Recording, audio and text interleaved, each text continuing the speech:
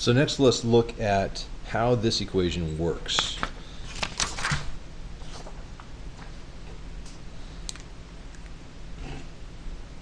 So Newton realized that any two objects are going to attract each other with a force.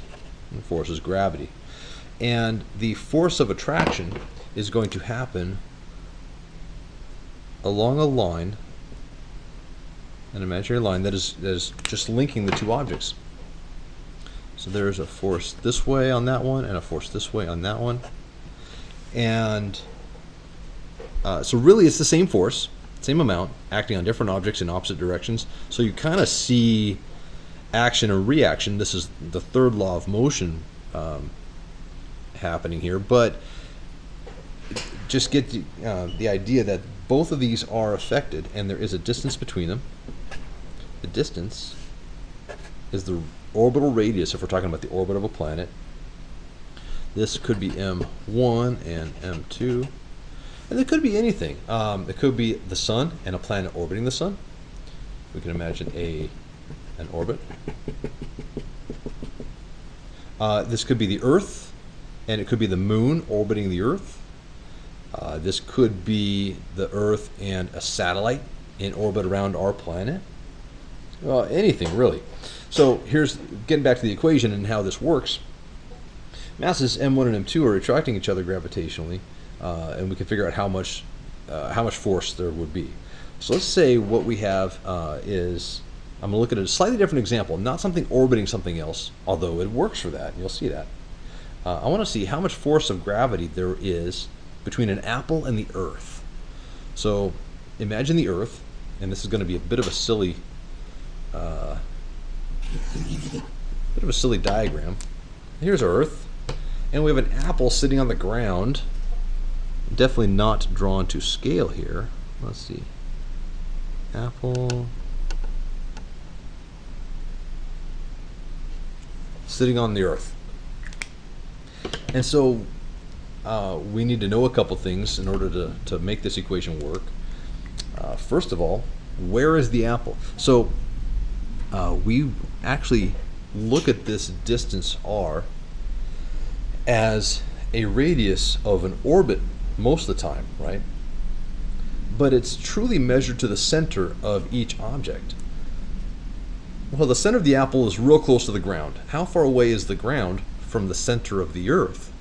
Well, that would be Earth's radius. So, radius of Earth is typically how you'll see this written. And so, the radius of Earth. What is that value? It turns out it's right around 6,380 kilometers. But I'm not going to want this number in kilometers. I'm going to want it in meters. So there's 1,000 meters in each one of these.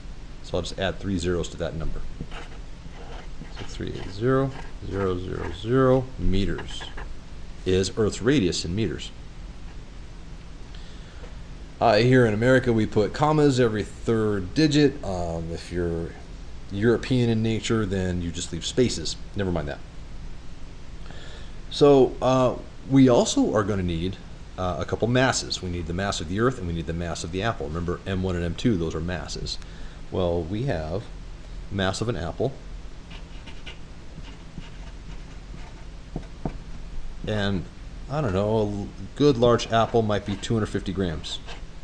But I don't want this measurement in grams, I want kilograms. So this is going to be 0.250 kilograms.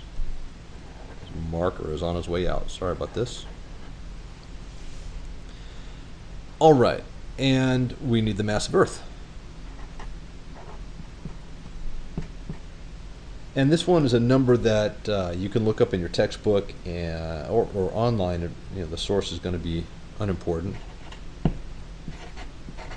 And you see that you get 5.97 times 10 to the 24 kilograms.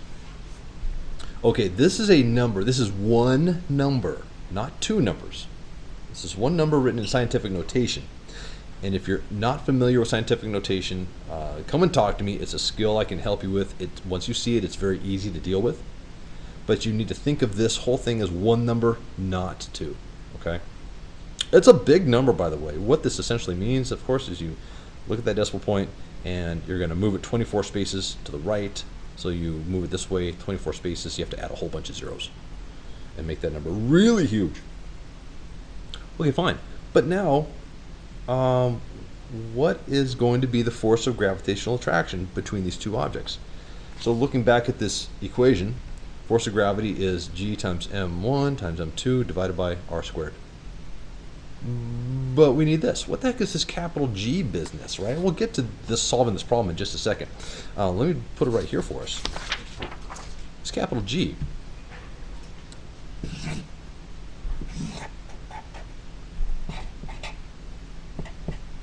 G is what's called the gravitational constant.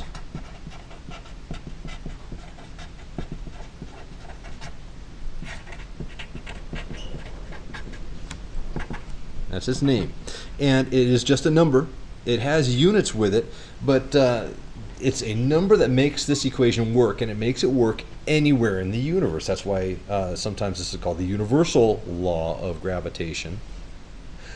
And G has a value that will always be the same anywhere in the universe. 6.67 times 10 to the negative 11 is the value. And the units here will look a little odd, a little complicated. It's Newton times meter squared divided by kilograms squared. So that is G. And so we have to use this value in this equation whenever we have to do this. And it doesn't matter if you're talking about two planets, if you're talking about a planet and a moon, a planet and a satellite, a sun and a planet, it doesn't matter. You could be talking about two basketballs. G is still this value. 6.67 times 10 to the negative 11 power. Well, the negative sign here means you move the decimal point to the left 11 spaces, making this a very small number. So let's get back to our problem about the apple on Earth's surface. What is the force of attraction that's occurring here? So the last thing we have is this value for G, right? 6.67 times 10 to the negative 11 Newton meter squared per kilogram squared. So we can set up the equation. You know what? I'm going to start this on a new sheet of paper, so I've got more room here.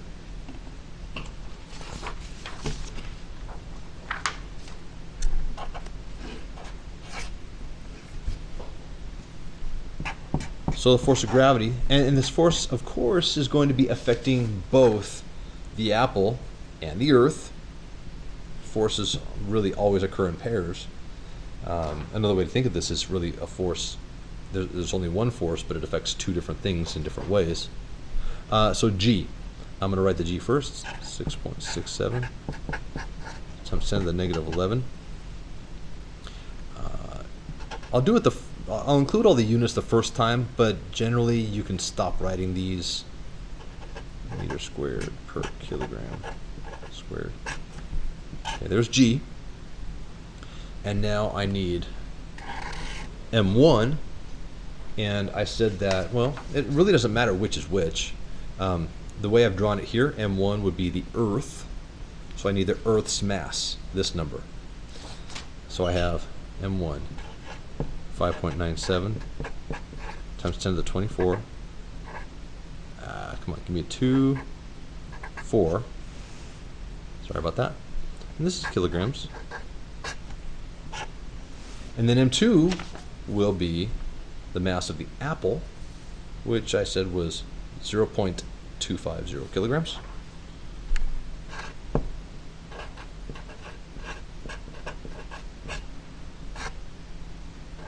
Line, and I need to divide by the radius squared. So the radius, the distance between the centers of these two objects. So from the apple to the center of the Earth. Well, that's just going to be Earth's radius. So there we go, 6,380,000 meters. 6,380,000 meters. but that is squared. Okay, so this happens from time to time.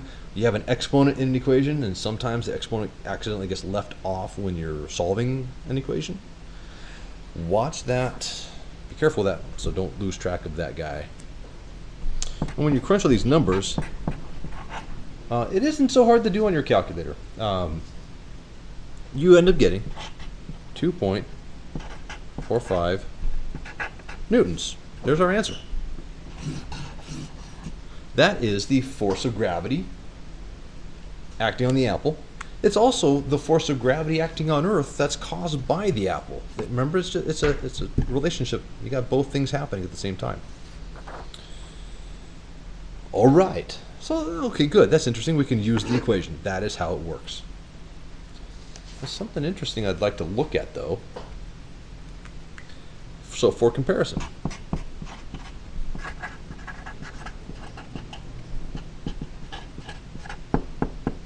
What if we had found the force of gravity acting on the apple by using this much simpler equation? Then what would we find? Well, the mass of the apple, 0.250 kilograms. And the value of g, well, we know that, 9.8 meters per second squared. And you do this math, complete, and you get 2.45 newtons. It's the same. What the heck, man? Well, okay. So here's the deal. Why use this much more complicated equation when it sure seems like this much simpler equation gets you the same answer, right? Why bother with this one? Well, the answer is quite simple.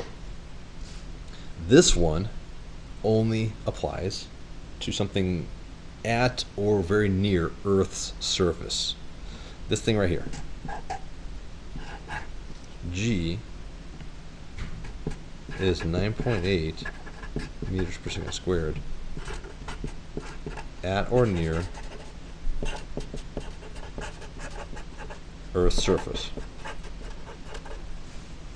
And if you go anywhere else, it changes values. If you go further away from the surface, if you go to a different planet, it's different. So this cannot be thought of as a universal type of equation. You can't use this everywhere. It's limited.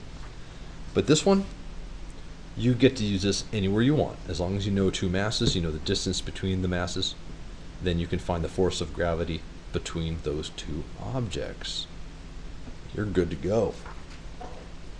All right. So let's look at an example.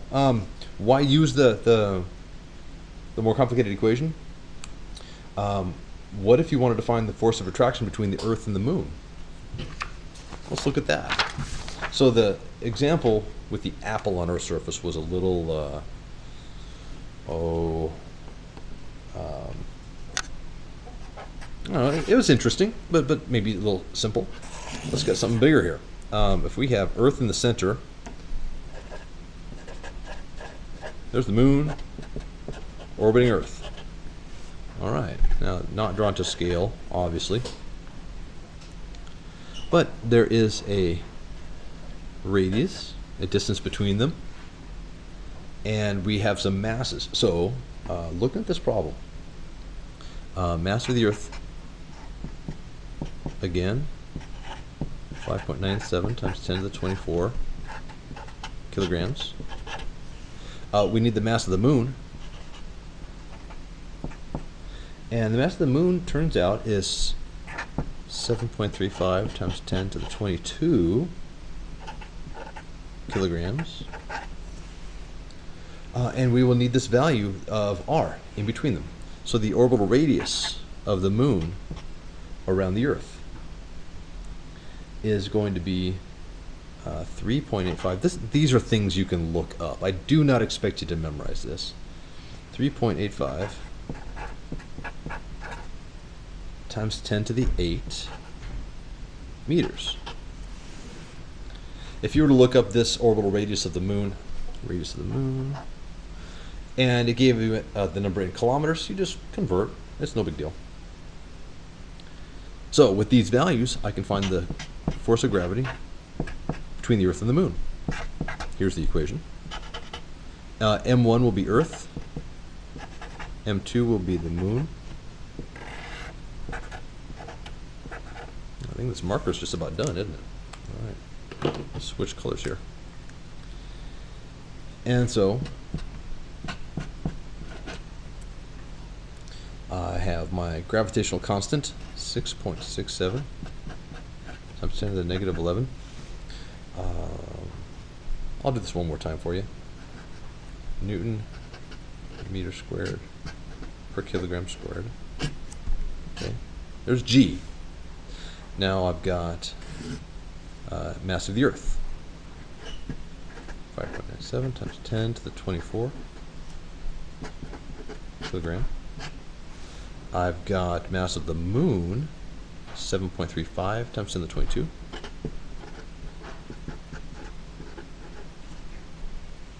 Kilogram. Extend that line. And the radius, the orbital radius of the moon, 3.85 times 10 to the 8. This is in meters, and I want that in meters exactly. And that is squared. Again, keep track of your exponents. So, plug in numbers into the calculator. It occurs to me that it might be helpful for you to see this in action. So, handy dandy calculator. And you know that, at least on the iPhone, if you tilt it this way, the whole thing rotates and you get a whole bunch more buttons. I thought that maybe this would show up a little better on the video. If I don't want to get too crazy. Well, okay, you can see it that way now, but that's just not going to be helpful. So here's the deal. As far as using a calculator, I can show this to you in class. It's not a problem. Just remind me that you'd like to see that if that's the case. But when you crunch these numbers, you get this answer of 1.97 times 10 to the 20 newtons. So that's a huge number, guys. So check this out. Imagine that decimal point moving 20 places to the right. There's 2, 4, 5, 6, 7, 8, 9, 10, 11, 12, 15, 16, 17, 18, 19, 20. Boom. That's a lot of newtons. Commas. We like our commas. Every 3. Holy cow. I don't even know what the name is for this number. That would be millions, billions, trillions, gazillions, something. It's huge. All right. So that's why we like to use scientific notation when appropriate. It makes the number easier to write. And it's not hard to see that this is going to be a very large number based on that exponent. Okay, so again, we see this, the main equation, this guy, in use with another example. In the first example, there was the apple on our surface. Here we have one thing orbiting another, and it works the same way each time. This is where things get interesting. So that's it right there. The law of gravitation. That is it. One equation. It's easy to work with. But there's more. Of course there's more. We can look at the orbits as nearly circular, meaning we have an object moving in a circular pathway. And that means there's a centripetal acceleration, right? So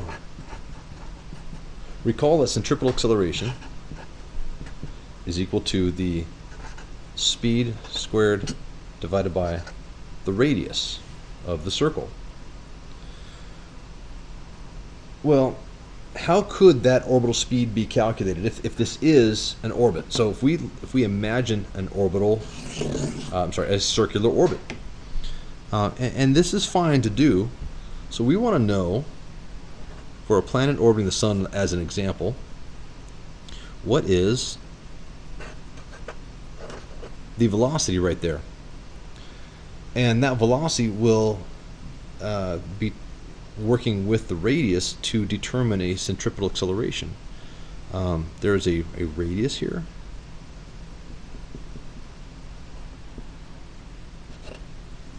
And the centripetal acceleration is the acceleration toward the center of the circle. And that acceleration is what is changing this velocity, causing that velocity to change direction as time goes on, right? Well, how could we use that to figure, or how could we figure out this orbital speed? How could we figure out that v right there?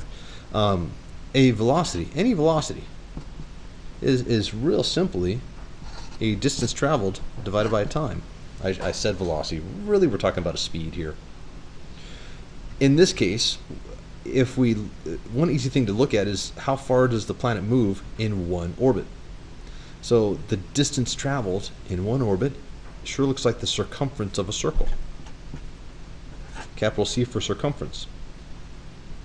And this time that it takes to make one complete orbit, well, the time we call the period for one orbit. It's the orbital period, right? But we can look at circumference one more time, because we can say, well, a circumference of a circle is equal to 2 times pi times the radius of the circle. And there we have something. So we're going to make this substitution. We're going to take this and put it into this equation where we see the v. And we're going to rewrite this equation. We're going to say 2 pi times radius divided by the period. This whole thing is squared. Then we're going to divide by the radius. So how does this boil down? Well, 2 squared is 4.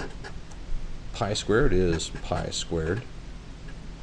Radius squared is radius squared. Period squared. And notice it's in the denominator. So I'm going to bring that guy down to the bottom of the fraction. Period squared. And down here I also have a radius. And the interesting thing is this radius will cancel with one of those. So we get rid of that exponent and I'll leave 1r on top. So 4 pi squared r divided by period squared. Okay. So I have this relationship, this sort of a new way of looking at centripetal acceleration. Well, the net force acting on the planet is the mass times the centripetal acceleration.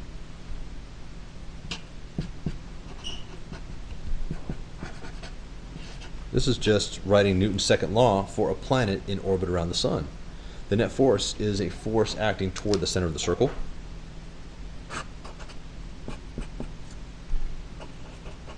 You might call that the centripetal force. Cool, but it is also the net force. And so look at this. We're simply going to make a substitution of this business in for centripetal acceleration. And we're going to rewrite this equation and say, well, we have the mass. Now, what mass is this?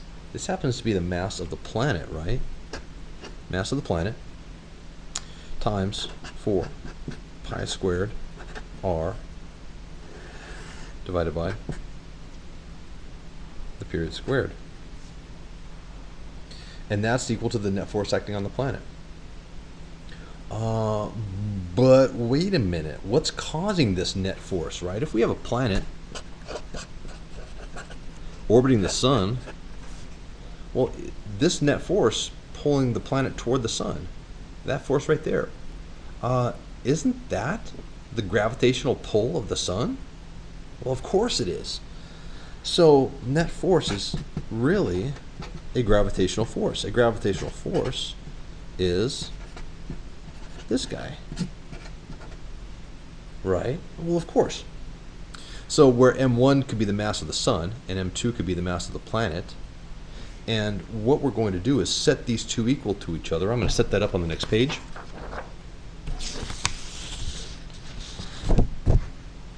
Okay, so it looks like we can do this, and since I have this equal to net force and this equal to net force, I can put those two things equal to each other. And so here's what this looks like. M1 was mass of the sun. M2 was mass of the planet. There we go. So that's one side of the equation. And on the other side of the equation is this business. Mass of the planet times 4 pi squared times radius divided by the period squared. Okay, so I'm going to just kind of simplify. I'm going to cancel anything out that I'm allowed to. Right away I see the period. It can cancel. And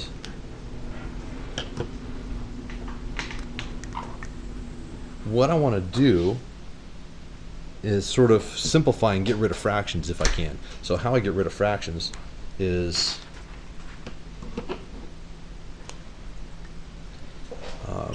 if I have dividing by r squared on this side, to get rid of that, I will multiply both sides by r squared. So multiply this by r squared. And I do the same over here, and that gets rid of r squared here. Well, I'm dividing by period squared on this side, so I'm going to multiply both sides by period squared, and that gets rid of period squared here. And I no longer have fractions, which is kind of cool. And I've also already canceled out the mass of the planet. Turns out that that is not a part of this. So I'm going to show you some simplification, clean this up a little bit. Period squared times g times mass of the sun equals 4 pi squared r times r squared. So let me write this out. 4 pi squared r times r squared is r cubed. And the way this is usually thought of is trying to isolate t, because maybe not truly isolated. Watch this. I'm gonna divide both sides by g, the gravitational constant, and mass of the sun.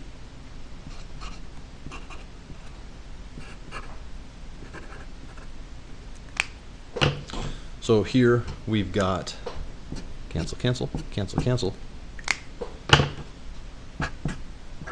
And I'm left with t squared is equal to 4 pi squared r cubed divided by g mass of the sun. And I'm going to do something kind of slick. This isn't math, this is just a different way of looking at this side of the equation. 4 pi squared divided by g mass of the sun. And I'm going to write the r cubed here. And you know why I'm doing that? Check this out. This is really going to bake your noodle.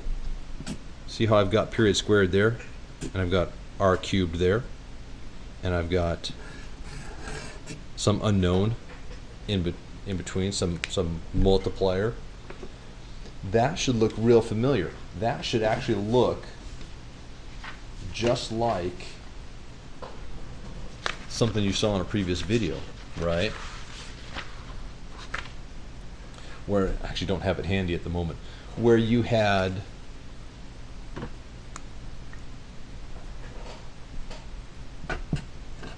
period squared is proportional to r cubed. Does that look familiar? That is Kepler's third law.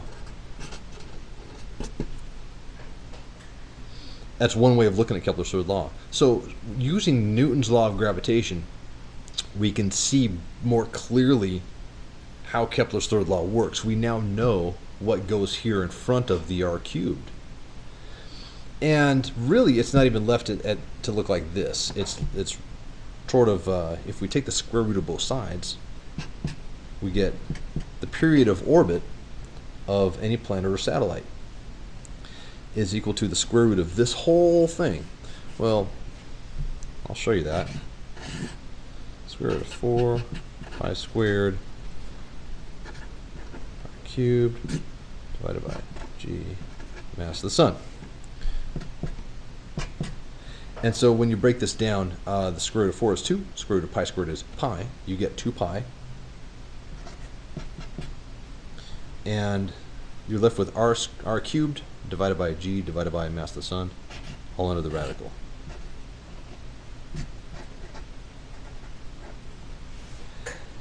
So what we have here, coming out of Newton's out of Newton's law of gravitation, is an equation that shows us the period of a planet. The period of a planet, how long it takes the planet to orbit one time around the sun, seems to depend on how far away the planet is from the sun, that's r, and also depends on the mass of the sun. Now, what if we're not talking about a planet in our solar system? What if we're talking about a planet orbiting a different star? Well, this is an interesting equation because what we can do is say, well, we can pretty easily measure the distance between that planet and the star, and we can pretty easily see how long it takes that planet to make one orbit, so the time, the period here. And if we know those two, well, g is the same everywhere. What that allows us to do is actually calculate the mass of that other star. That's when astronomy gets really interesting. Real application. That's work that astronomers actually do when they are making these observations, looking through their telescopes. Why are they bothering to look? Well, if you know the mass of a star, then you start to understand how large the star might be, how much energy it's putting out, the stellar evolution, its life cycle, how long will that star live, what sort of stages will it go through. So, one more thing about this, but that's what makes that kind of exciting, kind of interesting, is that once you can, through some easy things easy to find, easy to observe, you can observe a period very easily, you can observe a radius pretty easily, you can learn the mass of that star, including our own sun. And once the mass is known, all kinds of other knowledge starts to flow your way. Well, in this equation,